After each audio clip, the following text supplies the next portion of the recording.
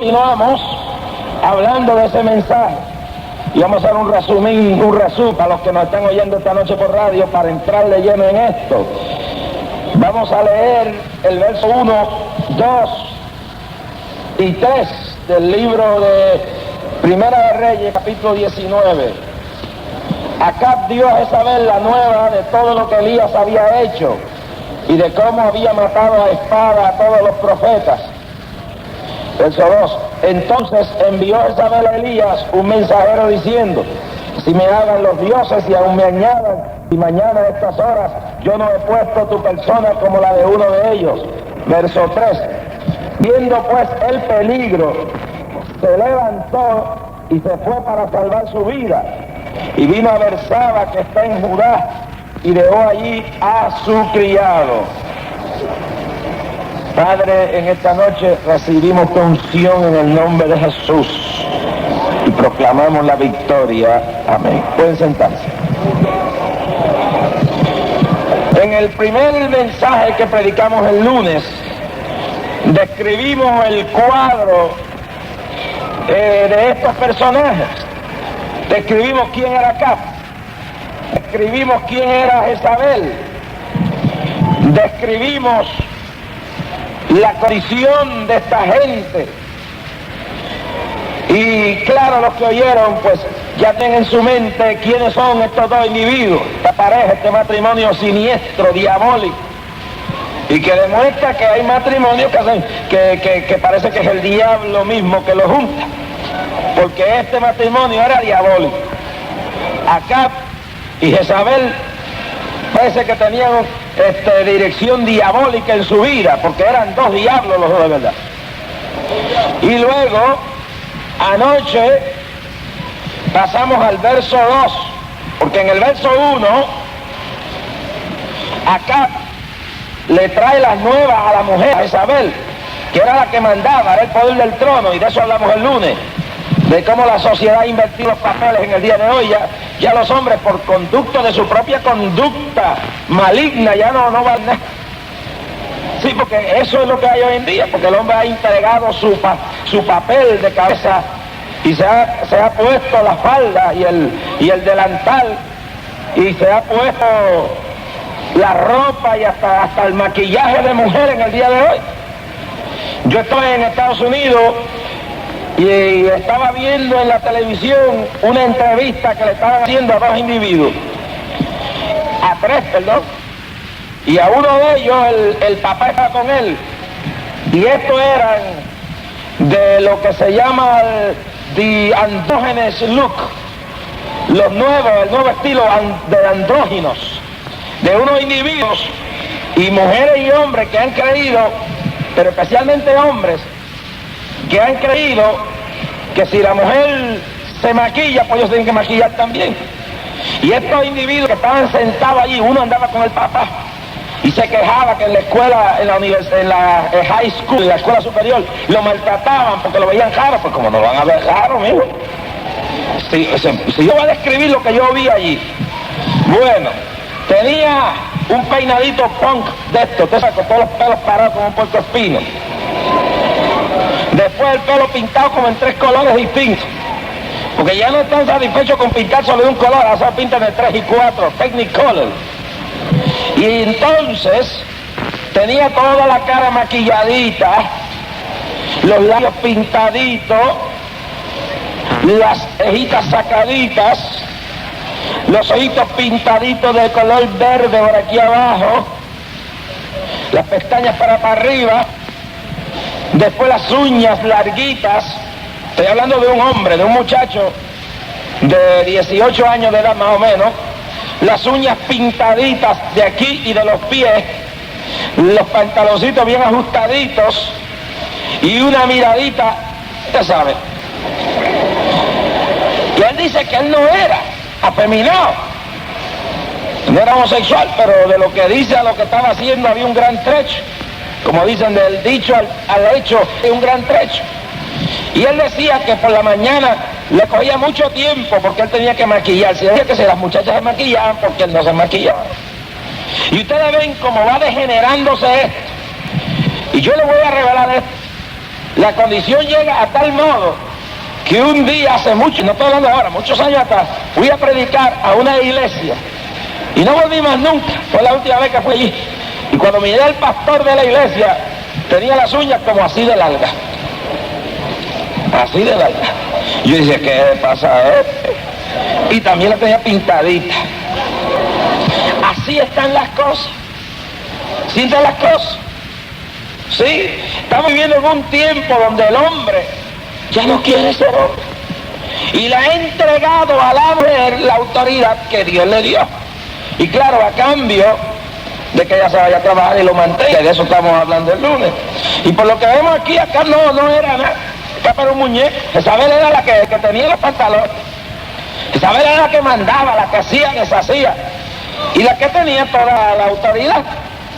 Ese es el debacle más grande que puede pasarle a una sociedad cuando la mujer deja de ser mujer y el hombre deja de ser hombre. Si Dios hubiera querido andróginos, o como dijo por ahí un político de estos los otros días, hubiera querido gente de todo sexo ahí, un tercer sexo, pues no hubiera hecho ni hombre ni mujer, hubiera hecho una cosa. Pero hizo un hombre que se parece hombre, lo hizo con su rostro distinto de la mujer, más brusco. Lo hizo de tal forma que cuando llega a una edad empieza a echar pelos en la cara y tiene que afeitarse. Lo hizo de tal forma que su cuerpo está hecho para trabajar duro, no como el de la mujer, que es más frágil.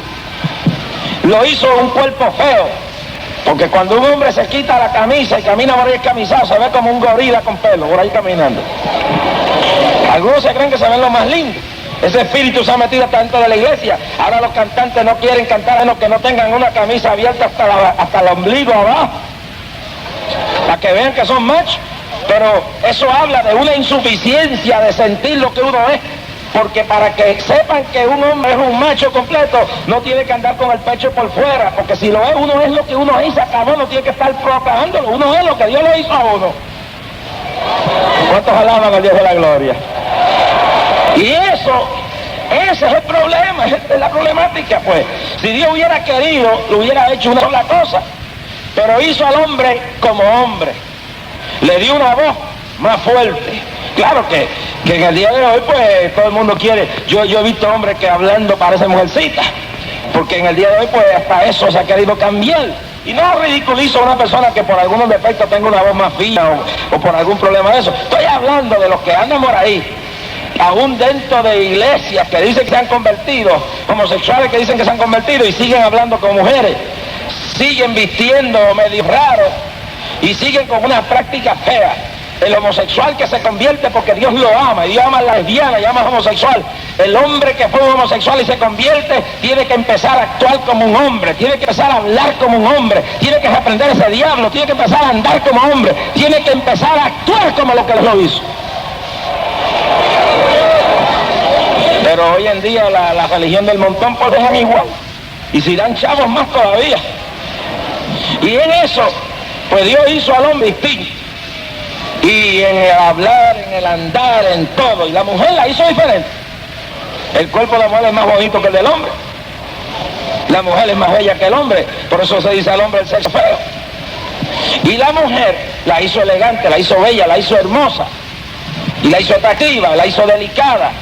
Aunque en el día de hoy, lamentablemente, con este cambio de cosas, pues hay mujeres que tampoco están satisfechas con ser mujeres. Y usted la ve por ahí que parecen hombres completos caminando por ahí. No hay cosa que más me sorprenda a mí cuando usted ve una mujer de esta que parece que tiene encima una legión de esto y viste como un hombre, y anda como un hombre, y habla como un hombre, y no está conforme con lo que hizo, pero no hay cosa más bella que ver una mujer que es mujer. En todo el sentido de la palabra, en todo el sentido de la enseñanza bíblica, de la realidad de la vida. Y en esto pues ha habido una cosa diabólica de invertir los papeles, pero Dios hizo un hombre, hizo una mujer, no hizo un fenómeno de esto. Y note bien que aún con los cambios de operaciones que se hacen, siguen teniendo problemas porque le sigue saliendo vellos donde le salen al hombre. Y le sigue el ambiente de la voz, se les refleja. Y no pueden tener hijos. Así que hay unas cuestiones físicas que rechazan, porque lo que han hecho es, cuando le hacen una operación, no es que se cambió de mujer, Lo que hicieron fue que cogieron un hombre y le metieron la apariencia de una mujer, un impostor. Pero sigue siendo un hombre, aunque mentalmente y físicamente aparente algo, en su conciencia sabe en su interior que es un hombre. Y aún los órganos reproductivos del hombre los hizo distintos a los de la mujer. El hombre es el que produce, el que engendra, la mujer es la que es fertilizada y la que da luz. Sí, a la mujer le dio un privilegio que no le dio al hombre, que es ser la máquina a través de la cual se pueda seguir reproduciendo la raza humana sobre la faz de la tierra. Y hoy en día hay tanta mujer en esta nación ingrata que no se dan cuenta del privilegio que es poder ser madre, que cogen eso de relajo y en un motel y en cualquier sitio disfrutando del placer sexual, quedan embarazadas y van a las fábricas de criminales que hay en este país, las clínicas de aborto, y matan a los niños a 10 por chavo. Y claro, a mí me gustaría que el doctor Fernando García, presidente de la Asociación Médica de Puerto Rico, que los otros días dijo que los que oraban por los enfermos, y que dijo que los que estaban por ahí poniendo las manos sobre los enfermos, diciéndole que anduvieran y que podían caminar y que Dios hacía milagros cuando oraban, pues eran unos charlatanes y engañadores, pues también proclamara a ver cuántos médicos de su asociación están practicando abortos y están matando niños y asesinándolos por dinero, porque lo que vale para mucha esta gente no es el juramento que hicieron al ser médicos, sino los chavos que están ganándose a diario en esas clínicas que dejan más chavos que las clínicas de tratar a los enfermos y los sufridos de este pueblo.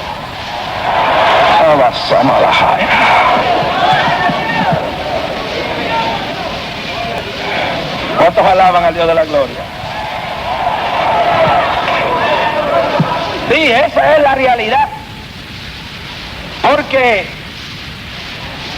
en el día que vivimos, la mujer se ha dejado engañar por estos explotadores. Los jueces de la Corte Suprema han aprobado la matanza de millones de niños y la mujer y el hombre han perdido el sentido de lo que es la vida, el don precioso de la vida. Y es que cuando se corrompe el alma, el espíritu y la conciencia de un pueblo y se materializa, la vida no vale nada. Y por eso pueden ir a una clínica y matar el bebé. Pero allá arriba en el cielo hay un Dios que está viendo todos estos crímenes que cometen las mujeres y los hombres y los médicos aquí abajo. Y aunque la corte no te juzgue, te juzgará Dios en su tiempo. Acá Dios es saber la nueva de todo lo que Elías había hecho y de cómo había matado a espada todos los profetas. Entonces envió Jezabel a Elías un mensajero diciendo: así me hagan los dioses y aún me añadan, si a mañana a estas horas yo no te he puesto tu persona como la una de ellos. Y eso estamos hablando anoche. Hay dos clases de evangelio que están presentando en este país, y tengo que hacer un resumen para los que no estaban aquí y los que no oyeron por radio. Hay dos clases de evangelio. El evangelio de la elegancia, de la comodidad y del prestigio humano y del escalafón para subir en la sociedad. Políticos que se entregan a la iglesia nada más porque ven en ella una posibilidad de utilizar la iglesia como un medio para controlar el país y ganar votos. Y hay líderes religiosos que le hacen el juego a estos individuos sin temor. Pero se debe dejar asentado a todos los líderes políticos de este país que ese no es el evangelio verdadero de Cristo, porque la iglesia de Cristo no se puede comprar con leyes, ni proyectos, ni favores, porque mientras quizás algunos se vendan por 2 o 3 pesetas, hay una iglesia de hombres y pastores que no se entregan a ningún político, que no se entregan a ningún gobierno, que no se entregan a ningún partido político, cuya conciencia está libre de compromiso y que están firmes en la defensa de la honestidad, de la decencia, de la palabra y de lo que es las cosas de Dios y de su iglesia.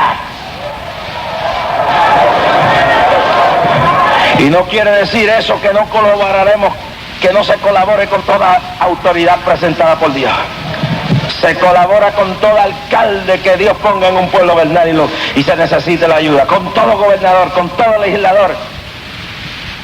Pero en el día de hoy ese es el evangelio que algunos están presentando.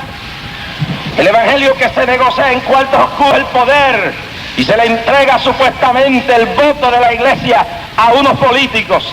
Jorge Rasky le cae pesado y 2 o 3 de nosotros porque no nos pueden comprar, ni con amenazas nos pueden intimidar. Y hay hombres todavía en este país sentados en esos púlpitos de las iglesias que son hombres de integridad, que no hay político, que no hay chavo, que no hay nada que los pueda comprar. ¿Cuántos alaban a Dios de la gloria? No lo oigo. Si siente la presencia de Dios, aquí hay un gloria a Dios grande esta noche. Y claro, cuando yo he tenido que darle la razón a un popular, se la he dado. Porque la razón es razón. Cuando se le ha tenido que dar a un PNP, se la he dado. Cuando se la he tenido que dar a cualquier otro, se lo he dado. Y por eso, durante algunas ocasiones han dicho, Rasky es un PP. Y luego otros han dicho, es un popular. Lo último que se ha inventado el diablo, ahora, decían antes los comunistas que yo era agente de la CIA. La última mentira ahora es que soy un comunista. Soy yo no. Esto es así, ¿por qué? Porque el hombre que no tiene compromisos con nadie, tratan de meterlo en una esquina, a ver dónde está. ¿Ustedes quieren que sepa dónde yo estoy? Yo estoy con Cristo, yo estoy con la palabra. Y ojalá ya, ahí metido. Mi único compromiso es con Dios. Y por eso puedo hablar con la autoridad de Dios. Pero tienen que entenderlo y comprender los hombres en este país que ese evangelio no es el verdadero, porque el evangelio no es un peldaño para nadie subir al poder, porque Dios es quien quita y Dios es quien pone reyes. Dios detrás de la escena, cuando ya llegó el momento, saca al hombre de ahí y pone el que quiere. Así sacó a Nabucodonosor a su tiempo, así sacó a Belsasar a su tiempo, y aún Herodes el tetrarca, que había blasfemado y enemigo de la iglesia, lo hirió el ángel enviado por Dios y murió comido de gusano. Los hombres tienen que entender, y la iglesia tiene que comprender, que esto es más fuerte, que esto es más grande que un gobierno, que nosotros tenemos algo más importante que un partido político, que nosotros somos los que vamos a gobernar el mundo, que dice la Biblia en Apocalipsis, que en aquella hora cuando Cristo vuelva con su iglesia, estos humildes que están sentados ahí serán los que gobernarán esta tierra, y estos sistemas corrompidos y podridos, donde se puede hacer injusticia, donde se pueden comprar jueces, donde se puede comprar policía, donde se pueden comprar políticos, donde se puede comprar líderes religiosos, estos sistemas serán barridos de la faz de la tierra, serán eliminados, y vendrá Cristo a gobernar por 1000 años la faz del mundo, con dignidad, honradez, con justicia, para probarle a la humanidad lo que hubiera sido si los hombres le hubieran dejado a él tomar rienda del destino de la humanidad. Eso dice mi Biblia. Regirán las naciones con vara de hierro. Y dice, y ustedes que juzgarán al mundo. Óigame eso, cómo me calienta eso.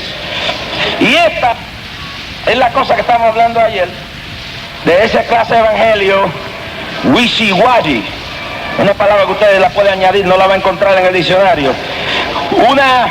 Un evangelio superficial de prestigio, de chavo, de prosperidad, todo eso es bueno porque Dios prospera, Dios da bendición, pero un evangelio donde se elimina la cruz, donde se llega hasta decir que la cruz fracasó, que fue un fracaso el Calvario, un evangelio donde no hay esencia de dignidad, de disposición de sufrir y de llevar el vituperio de Cristo. Y claro, se crean unas expectaciones y entonces se crean esos evangelios, predominan en los países occidentales, en Norteamérica, en Puerto Rico y en otros países donde hay chavos, donde hay comparativamente con otros países donde no hay la miseria que hay, pues se va creando un evangelio de Mercedes-Benz y un evangelio de mansión, y no hay nada malo si Dios le da un Mercedes-Benz, una mansión, usted que reciba, gócese en ella, pero se va creando un evangelio materialista de prestigio y de que nada puede pasar, y cuando pasa la gente entonces se frustra peor porque no están preparados para las realidades de la vida y se le han creado unas expectaciones que mentalmente después tienen que vivir en un mundo de sugestión y de ilusión, porque la vida es una cosa fuera de la ilusión y de la ficción y la fantasía donde esta gente vive, y esa no es la verdad. Hay un evangelio de victoria, hay un evangelio de prosperidad, eso es cierto, de salud, de milagro, todo eso es verdad, lo predicamos con todo el corazón, pero la victoria no solamente se enfatiza en la eliminación de los problemas y de no vivir en la lucha, porque entonces tenemos que ver que tendríamos que eliminar como hombres de fe y hombres de Dios a todos los hombres que están en la Biblia, porque los profetas fueron perseguidos. Jeremías fue a la cárcel más de una vez, Isaías lo aserraron, a Daniel lo encarcelaron y lo echaron a la fosa de los leones, a los jóvenes hebreos se lo echaron al horno de fuego. La Biblia nos dice que profetas fueron vituperados, encarcelados y perseguidos. A Esteban lo apedrearon. La Biblia habla de un Cristo crucificado, llevado al Gólgota, traicionado por uno de sus discípulos, por uno de sus apóstoles. Judas, negado por uno de sus más fieles seguidores, San Pedro, quien en el momento de la prueba le dice 3 veces que no le conoce, lo niega, dice que no sabe ni quién es, le da la espalda. Esa realidad está ahí, no se puede borrar. Escupido, escarnecido.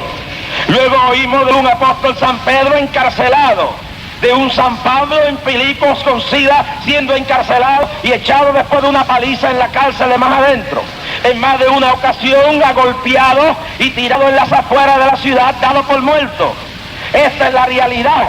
Un apóstol, San Juan, exiliado hacia la isla de Patmos por su creencia, por su fe, por no vender el mensaje, por no doblegarse ante las instituciones del tiempo. Un Santiago el apóstol, asesinado, el hermano del Señor, echado de un segundo piso hacia abajo, tirado y luego apaleado en el piso, muerto. Un apóstol, San Pedro, degollado, llevado en cadenas hacia Roma, y cuando va a Jerusalén y Dios le habla de las prisiones que le esperan, unos le dicen que no vayan, sin embargo él sigue a cumplir la voluntad de Dios, y en Jerusalén lo encarcelan, lo arrestan y lo mandan hacia Roma en cadenas. Luego le cortan la cabeza.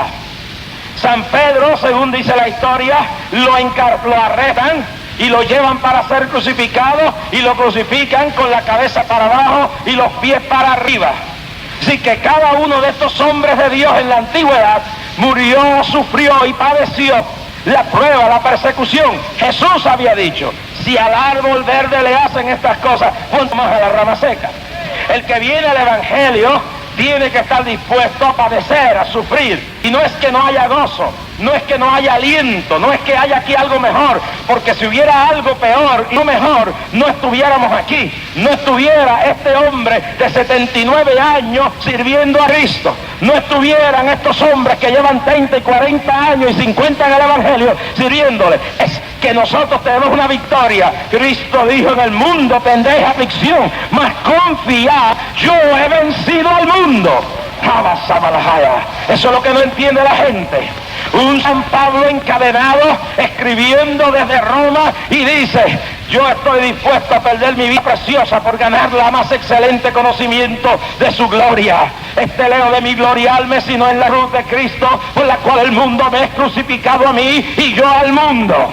El cual dice: no estimo en nada tener y perder mi vida preciosa. He puesto todo lo que he tenido como estiércol a los pies de Cristo para ganarme la vida eterna. Este es el misterio que el mundo no entiende. Un Policarpo que cuando lo van a asesinar, un obispo de la iglesia primitiva, le dicen y le preguntan: oye, ¿por qué tú no niegas a Cristo y te salvamos la vida?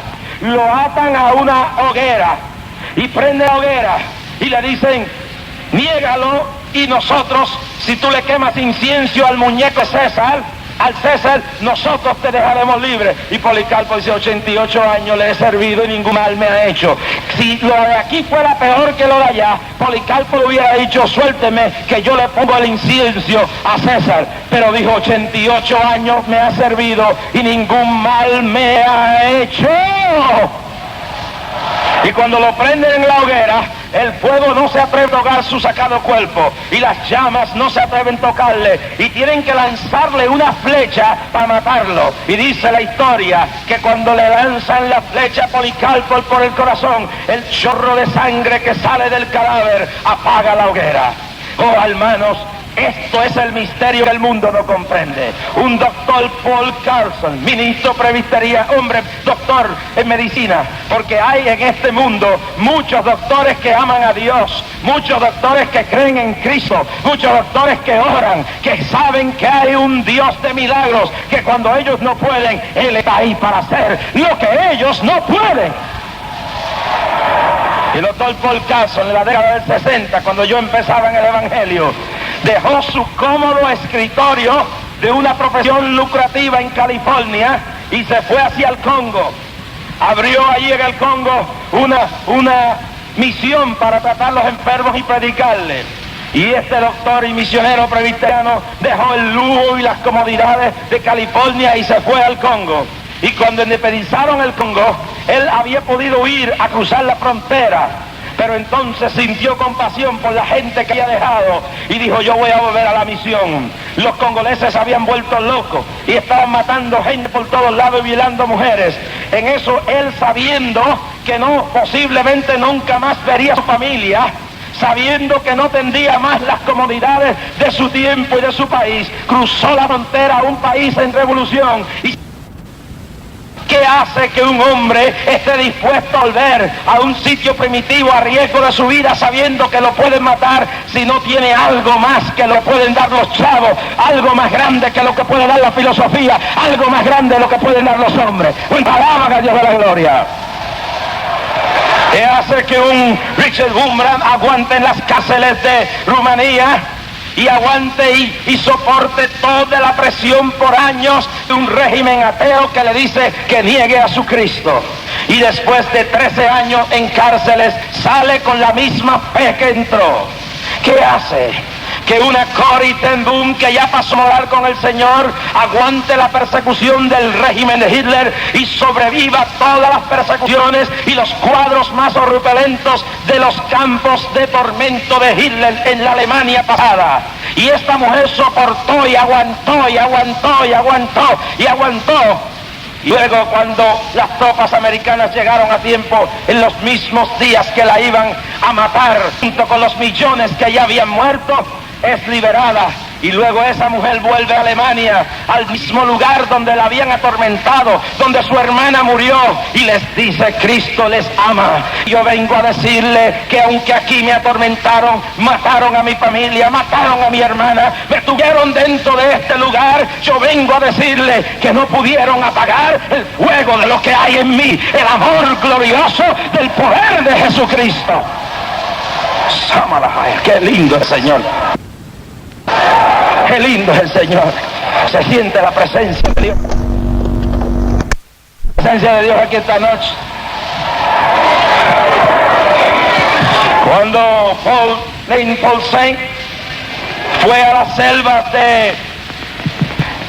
de Perú, por ahí en ese sector de Ecuador, y luego se escribe aquella novela Portales de Esplendor, este hombre misionero bautista, junto con un grupo de otros misioneros, deciden entrar a predicarle a una tribu salvaje. Dejan todo lo demás y se van a vivir a un campamento misionero, a una tribu de caníbales, de cazadores de cabeza. Yo era un muchacho perdido sin Cristo y fui al campamento de Word of Life, Palabra de Vida, en Screw Lake, New York. Mi mamá me llevó allí con esperanza de que me convirtiera. No convertí nada, pero la semilla de lo que vi allí se quedó. Una noche nos llevaron a escuchar la esposa de este misionero que había muerto a manos de esta gente. Los cazadores de cabeza los habían matado a estos 5 misioneros, y ellas, las hermanas y las esposas de ellos, en vez de rebelarse y de coger miedo a ver sus hermanos y sus esposos muertos, volvieron a las selvas, y donde están las tumbas de estos hombres edificaron una iglesia, una congregación. Y esta mujer nos habló. Recientemente yo era un muchacho cuando habían matado a este hombre, y esa mujer proyectaba lo que en sí es el cristianismo. Y cuando hubo el congreso evangelístico en Berlín, ella fue acompañada del hombre que había matado a su esposo, un salvaje de esa selva, cazador de cabeza, ahora convertido al Cristo de la gloria y transformado por el poder del evangelio. ¿Qué hace esto? ¿Qué hace que esta gente haga así? Anoche yo le preguntaba: ¿a cuántos de ustedes le han asesinado a su esposo? ¿A cuántos de ustedes le han asesinado a sus hijos? Como Adelmo Chávez. en las espaldas. San Pablo decía, llevo en mi cuerpo las marcas del Señor Jesús. No eran marcas ficticias. A Pablo le habían azotado más de una vez, con látigo, con vara, lo habían encarcelado, lo habían dejado como muerto. ¿Cuántos aquí que me oyen en este estadio y que me oyen a lo largo y lo ancho de este Puerto Rico, que me escucha, y las Islas Vírgenes le han agolpeado, le han roto las costillas, le han roto la cara, le han escupido, le han dado patadas, lo han echado a una cárcel y lo han torturado y lo han dejado como muerto? A casi ninguno de ustedes le han hecho eso. ¿A cuántos de ustedes le han quemado la casa por ser la casa de un cristiano? ¿A cuántos de ustedes le han quitado a su esposo, como Charles Pittman, que lo dejaron y lo llevaron a la selva, el M-19 en Colombia, y le pegó varios tiros por el corazón? Y ustedes están ahí en esta noche creyendo que porque pasan por una prueba, un desempleo, una pruebita en el hogar, un problemita económico, una lucha interna, están siendo los mártires más grandes. Déjeme decirle que a ninguna de ustedes le han hecho lo que le hicieron a una mujer en la antigua iglesia primitiva. Había un gobernador que estaba loco por ella, pero ella decía, no puedo, soy viuda, pero no puedo entregarme en el amor libre de ustedes los romanos. Le dijo, si tú quieres que yo sea tu esposa, hazlo legalmente, pero no puedo ser de esa forma. Y él quería usar su cuerpo, pero aquella mujer le dijo que no, y le dijo que tenía que hacerse cristiano también. Le dijo que no, y 1000 veces que no. La mandó a las mazmorras. Esa mujer la azotaron con látigos, la amarraron, la desnudaron, le llenaron las espaldas de tajo y le echaron sal sobre su cuerpo. Pero esa mujer decía, no entregaré voluntariamente mi cuerpo a ningún hombre, porque mi cuerpo es templo del Espíritu Santo. ¿Cuántas mujeres aquí, porque el jefe le ha dicho que las va a votar, se han entregado al jefe en adulterio? Mujer, quédate mejor sin trabajo, dile que se vaya con el diablo el jefe, denúncialo a las autoridades, porque en este país hay un montón de enfermos, en alcaldías, en la legislatura, en oficinas de agencias de gobierno, en empresas privadas y hasta dentro de la religión, de todas las religiones que hay, enfermos sexuales que deben ser puestos en la cárcel porque creen que una mujer se tiene que entregar para mantenerse y trabajando en un sitio. Y hoy lo que preocupa es que se trató de pasar una ley para que eso fuera un delito y lo tienen aguantado en la legislatura. Eso habla muy mal de quienes no quieren pasar una ley para meter a la cárcel a los corruptos y bandidos que cogen la mujer y la quieren usar para darle un trabajo. Basta ya, mujer, ponte en tu dignidad y dile a ese hijo del diablo que tú no te vendes por un salario, que tú tienes algo que no lo puede comprar nadie, que es la moral, que es tu dignidad. ¡Alabado sea el nombre de Jesús! ¡Sajalaya!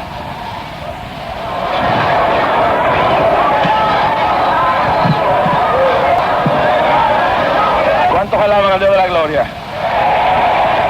¿Cuántos alaban al Dios de la gloria? ¿Seguimos?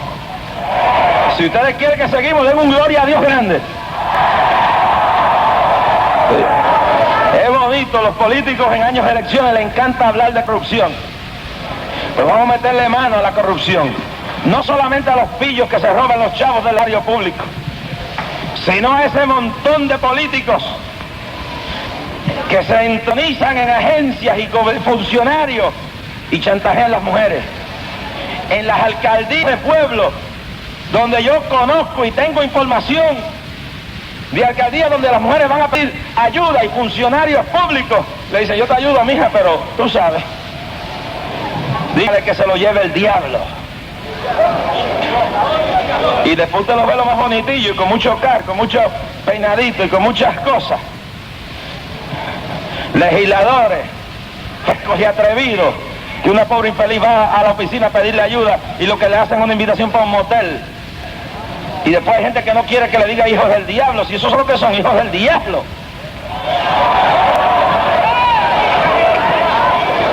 Los sofisticados del día de hoy que no quieren que se le diga al diablo que es y a sus hijos lo que son. Porque si fuera la madre suya o la mujer suya que le dijeran eso, usted le decía más que hijo del diablo. ¿Cuántos alaban al Dios de la gloria? ¿Cuántos alaban al Dios de la gloria? Pero ahí no para la cosa. Ahí no para la cosa. Que hay líderes religiosos corruptos que van a pedirle, miren, porque hay gente que dice, no predique eso, pues si usted no tiene que decirla. La mayoría de los pastores y evangelistas son hombres decentes. La mayoría de los líderes religiosos son gente que se guardan. Pero que hay dos charlatanes por ahí, los hay. Evangelistas por ahí, predicadores y líderes religiosos evangélicos. Que va alguien a pedirle un consejo. Y déjeme decirle que en mis archivos yo tengo muchos de esos guardaditos, ¿sabe? Con nombre y todo. Lo único que eso se lo entrego a Dios. Que van a pedirle un consejo a una hermanita y la llevan a un motel. Así como usted está oyendo. Y los hay evangélicos, los hay pentecostales, de aviamiento, y los hay católicos. Mire lo que dice aquí, prensa asociada. En Abbeville, Luisiana, un jurado otorgó ayer $1 millón a un niño de 11 años que fue víctima de abuso sexual por un sacerdote que se encuentra actualmente encarcelado por abusar de 3 docenas de monaguillos. Los padres del niño, Glenn y Faye Gastel, se negaron a un acuerdo fuera de los tribunales y solicitaron 12 millones en su demanda contra la Iglesia Católica. Siguieron adelante con la demanda, según dijeron, porque la Iglesia defendió al reverendo sacerdote Gilberto Gaut, aún después de enterarse que el sacerdote era dado a abusar de los niños. Eso ahí, pues lo hay de todo. Que lo grande de esto es que si hay evangelistas bandidos por ahí, los hay. Si hay pastores que cometen adulterio, los hay. La única diferencia es que miren el papelito que no mide ni una pulgada, que puso uno de los periódicos de aquí, lo metieron, como no le quedaba otra alternativa, lo pusieron en un rinconcito bien escondidito, pero si hubiera sido un pastor pentecostal, lo hubieran puesto en letras rojas en el frente. Pero para esto nos ha dado Dios estos medios, para que lo que eche debajo de la alfombra, nosotros también lo hagamos saber, que hay corruptos en todos los lugares y hay que echarlos fuera por la palabra, fuera por la palabra. Tiembla el diablo esta noche. ¿Cuántos alaban a Dios de la gloria? ¿Cuántos alaban a Dios de la gloria? Vamos a ver si el doctor García busca esos charlatanes también. ¿Cuántos alaban a Dios de la gloria?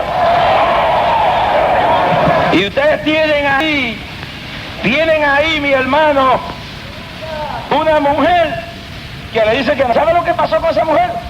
Pues como ella se negó a ser una adúltera, una corrompida, delante de sus ojos, cogieron el niño y lo levantaron para restrayarlo, y cuando ella se vio al punto de decir que sí, el niño le dijo: mamá, deja que me maten, pero no niegues a Cristo.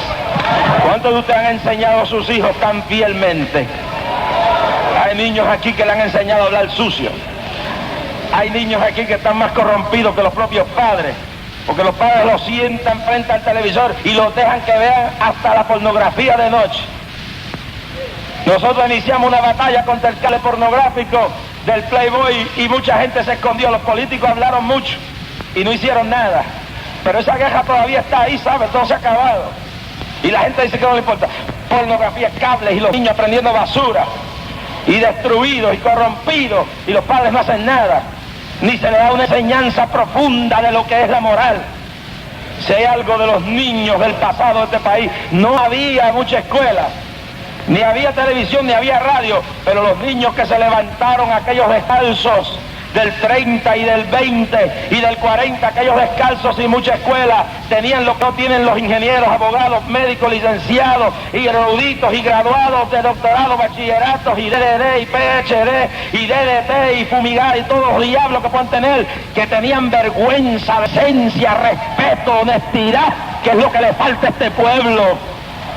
Ahora están pidiendo que se estudie las causas del crimen. Si no, hay que gastar millones en estudiar las causas del crimen. El crimen es aquí por varias razones. Porque el hogar se ha vuelto una mergolla de poca vergüenza. No se le enseña respeto, no se le enseña dignidad.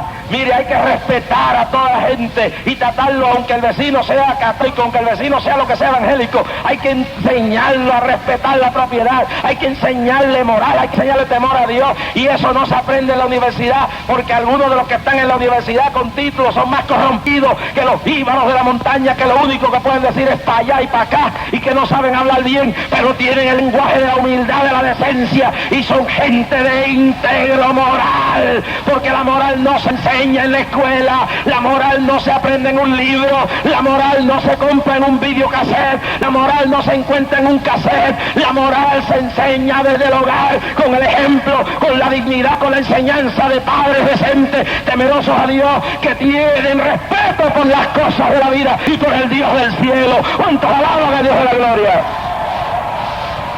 El niño murió y ella también murió. ¿A cuántos de ustedes le han matado a sus hijos por la fe? ¿A cuántos de ustedes se han tenido que enfrentar a la hoguera, a los leones? Ninguno. Ninguno aquí. Casi nadie. ¿Y cuántos de ustedes creen que toda persona que sirve a Dios, el mundo lo va a querer? La Biblia dice que Jesús dijo: el mundo me aborrece a mí, por cuanto me aborrece a mí, os aborrecerá a vosotros también. No se queje que en el trabajo hay alguien que a usted no le caiga bien. En la escuela y en todo sitio va a haber alguien siempre que usted le caiga pesado. Elías le caía pesadito a Jezabel, pesadito, cargadito, lo veía muy gordito. Este me molesta. Dice: yo te voy a acabar. Y basó Malaya. Tome su cruz esta noche y siga al Señor. Esté dispuesto a sufrir. No es que se vuelva un masoquista buscando sufrimiento, pero que cuando venga el diablo a intimidarle, diga: no sigas más, porque viene esto. Usted dígale: diablo, yo sé en quién yo he creído. Llegó la noticia a él, llegó la noticia a Elías. Ahora mire aquí algo de la humanidad que quiero llegar en esta noche. Elías era un hombre de oración, Elías era un hombre de ayuno, Elías era un hombre de fe, Elías era un hombre entregado a Dios. Pero llega la noticia, verso 3, que lo venían a buscar, que lo iban a arrestar, que lo iban a matar, y se fue. Viendo pues el peligro, se levantó y se fue para salvar su vida. Y hay algo malo en eso, no hay momentos que hay que huir. Hubo momentos que Cristo se le huyó en medio de ellos, dice: salió en medio de ellos, no se dio ni cuenta. Somos seres humanos que tenemos un instinto de conservación que nos ha dado. Se fue, pero ahí no está el problema. Se fue y vino a Bersaba, que está en Judá, y dejó allí su criado. Dijo: mijo, vete, quiero estar solo. Hay momentos que nosotros necesitamos estar solos. Esas son cosas que no entiende la gente. Siervo de Dios, hay momentos que hay que dejar el criado, hay momentos que hay que dejar los hijos a un lado, dejar la mujer a un lado, dejar al esposo a un lado y meterse en un cuarto a clamar a Dios para escapar por la vida de uno. Hay momentos que hay que echar todo a un lado y irse ante la presencia de Dios. Y dice, verso 4, se fue por el desierto un día de camino, a pie, ¿sabe? No iba en limusina, iba a pie. Iba a pie. Se fue por el desierto camino de un día y vino y se sentó debajo de un enebro, un árbol, frondoso, debajo de aquel palo ahí, se sentó y dijo: bueno, y empezó a meditar su problema. Yo soy un hombre de Dios, yo le he dado mi vida a Dios, yo me he sacrificado, yo he profetizado lo que Dios me ha mandado a hablar, yo he obedecido a Dios en todo lo que me ha dicho que haga, yo me he negado las cosas que otros pudieran haber tenido. Yo me le enfrenté a estos bandidos de profetas de Baal. Y cuando nadie le metía mano, yo le metí mano. Y los reté. Y Dios ató los demonios, porque déjeme decirle, el milagro de los profetas de Baal, lo digo 20,000 veces, la gente cree que era que Dios mandó fuego solamente. No. Ustedes se creen que los profetas de Baal hubieran danzado y brincado hasta arrancar sus cuerpos para que bajara fuego si ellos no habían visto fuego en esos cultos. Si el diablo manda fuego extraño y el diablo hace milagros también. Ellos habían visto eso y por eso estaban rasgándose los cuerpos. Decía: ¿por qué pasa aquí? Hay cortocircuitos, ¿sabes? Como cuando yo era pastor en Junco, había un centro espiritista frente a mi iglesia y una noche me enfogoné en el espíritu y dije: esta noche no van a hacer nada. Puse la iglesia a orar y dije: Señor, vamos a orar, que Dios le corte todas las fluidos de demonios. Empezamos a orar, reprende los legiones del diablo. Y allá estaban todos aquellos, y se tiraban de un lado para otro. Dicen: algo está cortando el fluido. No están llegando, no vienen. Y la mediodía decía: hay algo que está impidiendo, hay un correntazo. Claro que había un correntazo, 20,000 millones de oraciones de hoyos que no dejaban que los demonios se manifestaran. Y la medium decía, estoy clamando, pero estoy pesado, ¿sabe cómo hacen? Y se sacudía de un lado para otro, pero no vienen, hay algo que... Dice, ¿qué? No, hay algo que está impidiendo. La iglesita de allá al lado, que estaba Jorge Resqui con como 15 o 20 hermanos, Señor, reprenda el diablo, no vengan los demonios aquí, ¡échalo fuera! Rompe de la sesión esta gente esta noche, para que vean sus dioses, esos demonios no tienen poder. Y se fueron, dijeron, no, vámonos, si aquí no hay quien haga nada esta noche, no hay quien se comunique, nos cortaron, hay un fluido aquí malo, hay algo que... Lo que pasa es que el milagro es más grande. Dios tiene poder para atar al diablo cuando nosotros creemos la palabra y detenerlo en seco. Y el milagro de esto fue que los profetas de Baal estaban acostumbrados al fuego bajar, pero cuando entonces Elías llega ahí, el milagro fue doble. Dios mandó fuego, pero aguantó el fuego del diablo. El diablo, tú no vas a hacer nada aquí. Y aquellos pobres infelices ahí brincando y estafajándose y la sangre corriendo, y ellos no se daban cuenta que el milagro era doble. Dios iba a enviar fuego para consumir el sacrificio de Elías, pero había detenido al diablo y dijo, diablo, te mueves de aquí. Cuando la gente de Dios se para en su sitio y viven la vida que tienen que vivir, se pueden parar frente al diablo y decirle, muévete, mijo, quítate del medio mío, quítate en el nombre de Jesús. Ahora, cuando no viven como deben vivir, como los hijos de Akiva, aquellos ignorantes que fueron allí a bregar, no, demonio, yo te echo fuera en el nombre del Cristo que te Pablo. Y dice, mira qué se echan estos nenes que están aquí. Y le cayeron encima y salieron desnudos, le cajaron la ropa. Somalaya. ¿Cuántos alaban a Dios de la gloria? ¡A su nombre! Y el milagro se hizo y Elías los acabó a todos y los destruyó y dijo, se acabó el problema. Y aquí es lo que yo quiero llegar esta noche. Elías, Dios, se acabó el problema, y debajo de aquel enebro él dice, pero chicos, si yo acabé con los profetas de Baal, yo creía que el problema se había acabado, yo creía que de ahora en adelante esto era viento en popa, yo creía que de ahora en adelante esto era gloria, yo creía que era eso más o menos lo que le pasó, yo creía que esto se había acabado. Así, Elías había soportado las persecuciones más horribles, Elías había batallado y la batería había usado toda la energía espiritual que le quedaba para acabar con aquellos profetas, porque él dijo, con esto se acaba el problema, y mandó su última descarga y se echó para atrás. Y cuando él vio que lo estaban persiguiendo y que Jezabel seguía en la misma condición, que Acab seguía igual, que la persecución seguía igual, dijo, pero ¿cómo es esto? Si yo acabo de acabar con esta gente, yo creía que esto se había resuelto, y ahora se dice, ¿cómo es posible, Dios mío, que dónde tú estás? Si tú, ¿dónde está tu poder? Si tú acabas de acabar estos bandidos, tú me acabas de dar victoria, el problema se había resuelto, y entra en una etapa, óigame bien, número 1, de desaliento, número 2, de lo que se llama una condición moderna de estrés.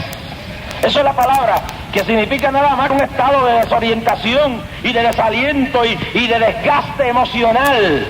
El ser humano es como una batería que se carga de energía espiritual.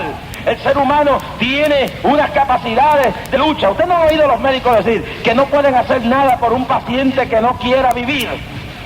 Si uno pierde el deseo de vivir, el médico no puede hacer nada por uno.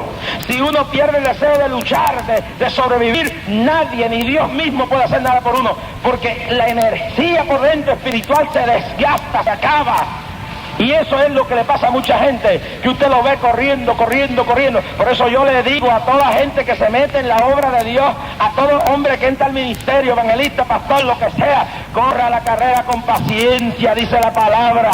No se queme antes de tiempo. No es el mucho ruido que uno haga ahora, es que de aquí a 30 años esté todavía haciendo ruido, es que de aquí a 40 años todavía esté haciendo ruido, es que todavía siga, porque la carrera no es de los que empiezan, sino de los que terminan.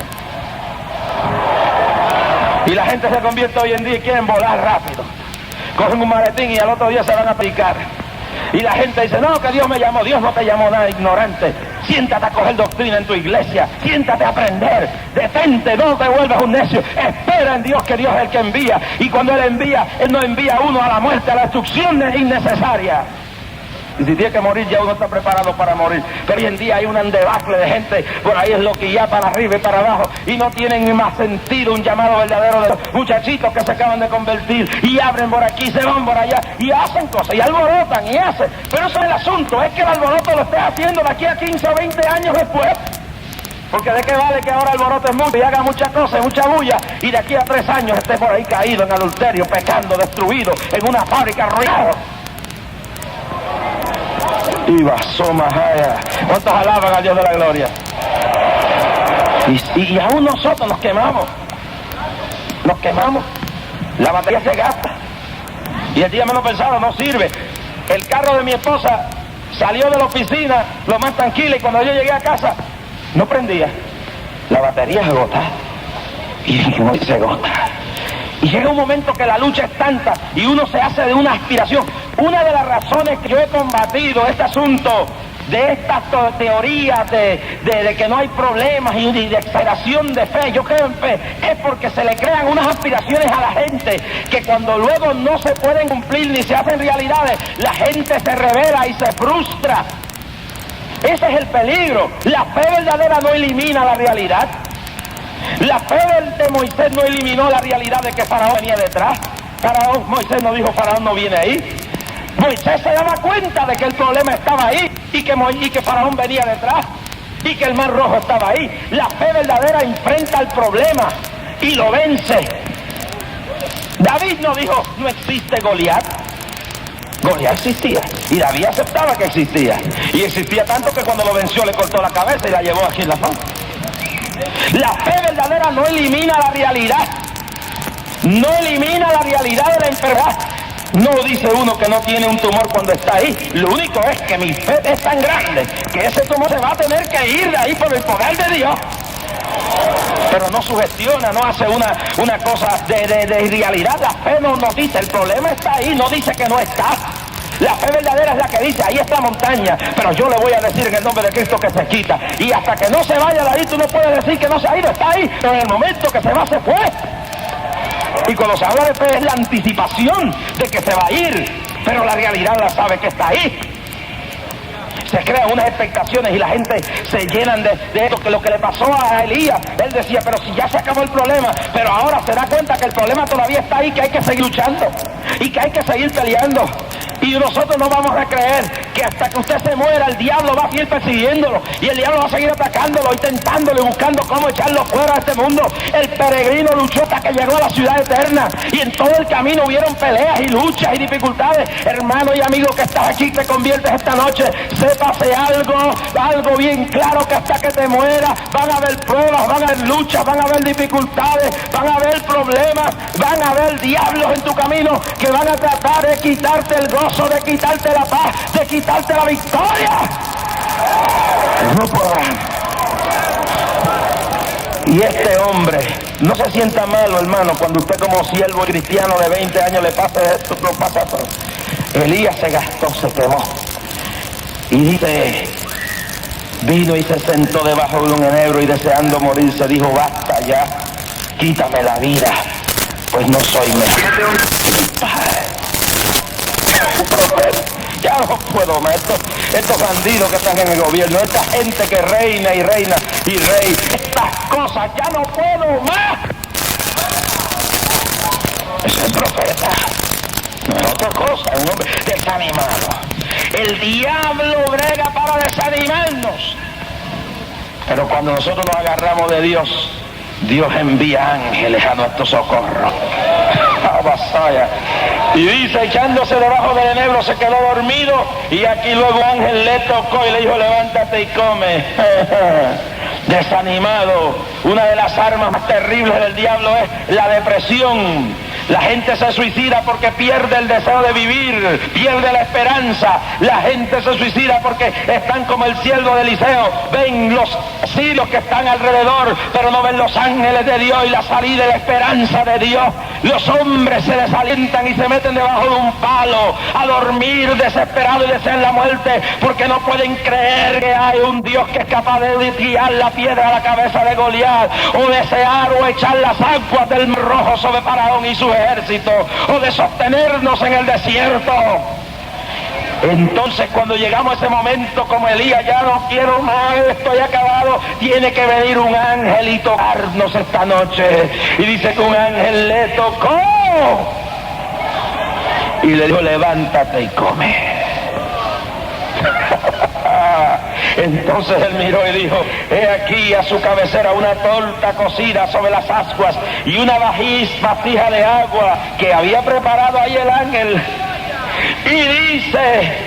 Y y comió y bebió y volvió a descansar, a dormirse. Verso 7, y volviendo el ángel de Jehová la segunda vez le tocó diciendo, levántate y come, porque largo camino te resta. Se levantó, verso 8, y comió y bebió, y fortalecido con aquella comida, caminó 40 días y 40 noches hasta Horeb, el monte de Dios.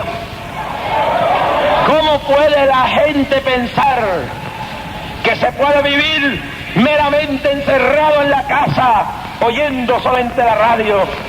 Hay que comer palabras sólidas. El problema de la iglesia hoy en día es que no se está dando palabra. Hay mucho cántico, hay mucha gritería y mucho broto. Yo no estoy en contra de la música, pero tiene que meterse más el pueblo en la sólida palabra de Dios. Tiene que la iglesia volver a la enseñanza, porque si nosotros no traemos la enseñanza, los falsos profetas la traerán.